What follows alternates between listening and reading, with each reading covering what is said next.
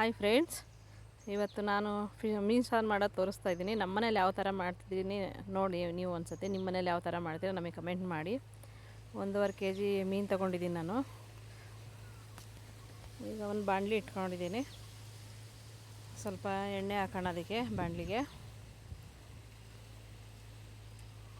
ಸ್ವಲ್ಪ ಈರುಳ್ಳಿ ಜಾಸ್ತಿ ಆಗಬಾರ್ದು, ಟೇಸ್ಟು ಚೇಂಜ್ ಆಗಿಬಿಡುತ್ತೆ. ನಾನ್ ವೆಜ್ಜಿಗೆ ಜಾಸ್ತಿ ಈರುಳ್ಳಿ ಯೂಸ್ ಮಾಡಿದ್ರೆ, ಅದರಲ್ಲೂ ಫಿಶ್ಗೂ ಅಷ್ಟೇ ಜಾಸ್ತಿ ಹಾಕ್ಬಾರ್ದು, ಸ್ವೀಟ್ ಬಂದುಬಿಡುತ್ತೆ ಸಾಂಬಾರು. ಅದರಿಂದ ಸ್ವಲ್ಪನೇ ತಂದು 2 ತೊಗೊಂಡಿರೋದು ಚಿಕ್ಕದು. ಸ್ವಲ್ಪ ಬೆಳ್ಳುಳ್ಳಿ ಜಾಸ್ತಿ ಹಾಕ್ಕೊಳ್ಳಿ,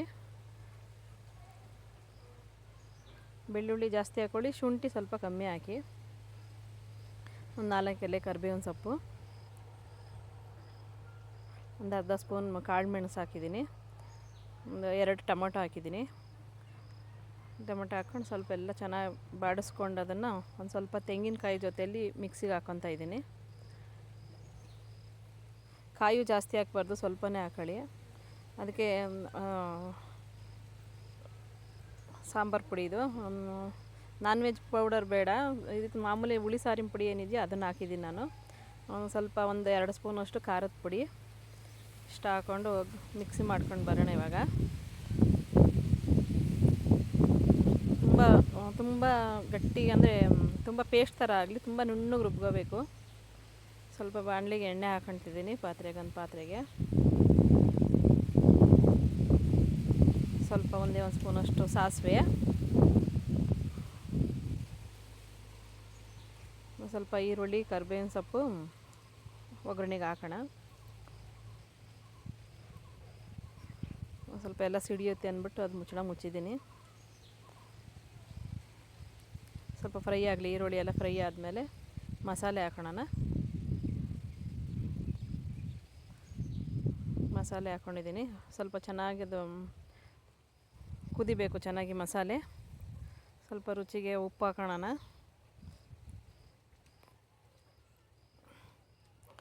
ಸ್ವಲ್ಪ ಹುಣಸೆಹಣ್ಣು ಕಿವುಚಿ ಬಿಡ್ತಾಯಿದ್ದೀನಿ. 2 ಟೊಮೊಟೊ ಹಾಕಿದ್ದೀವಿ. ಹುಳಿ ನೋಡ್ಕೊಂಡು ಹಾಕೊಳ್ಳಿ. ಹುಳಿ ಸ್ವಲ್ಪ ಖಾರ ಉಪ್ಪು 3 ಮುಂದೆ ಇರಬೇಕು ಮೀನು ಸಾಂಬಾರಿಗೆ. ತುಂಬ ಚೆನ್ನಾಗಿ ಕುದೀಲಿ ಸಾಂಬಾರು. ಇದು ಉಪ್ಪು ಖಾರ ಎಲ್ಲ ನೋಡ್ಕೊಳ್ಳಿ ಒಂದು ಸತಿ.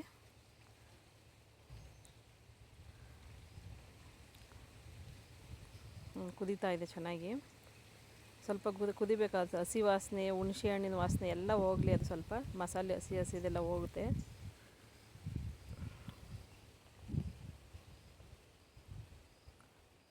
ಮಳ್ಳಬೇಕು, ಚೆನ್ನಾಗಿ ಮಳಬೇಕದು.